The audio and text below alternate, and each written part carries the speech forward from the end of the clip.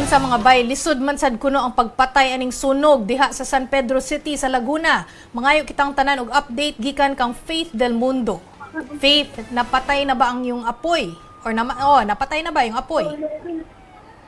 Chiki, higit 16 hours nang nasusunog ngayong itong warehouse compound sa Barangay San Antonio dito sa San Pedro, Laguna.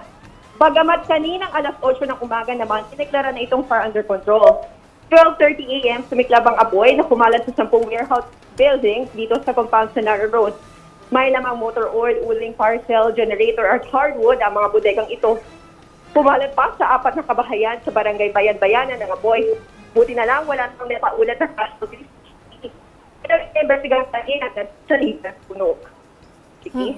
Yes, tama ba yung narinig ko, Faith? Iniimbestigahan pa ang sanhi ng sunog? Hindi pa alam natin sa puntong ito?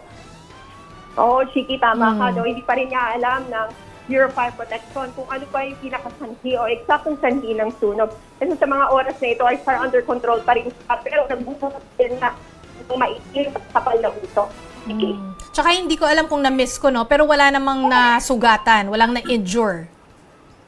Tama ka dyan. Wala naman, salamat sa Diyos, wala naman mga casualties, walang mga namatay o nasaktan sa insidente. Chiki. Okay, daghan kayong salamat ug happy weekend nimo, Faith Del Mundo.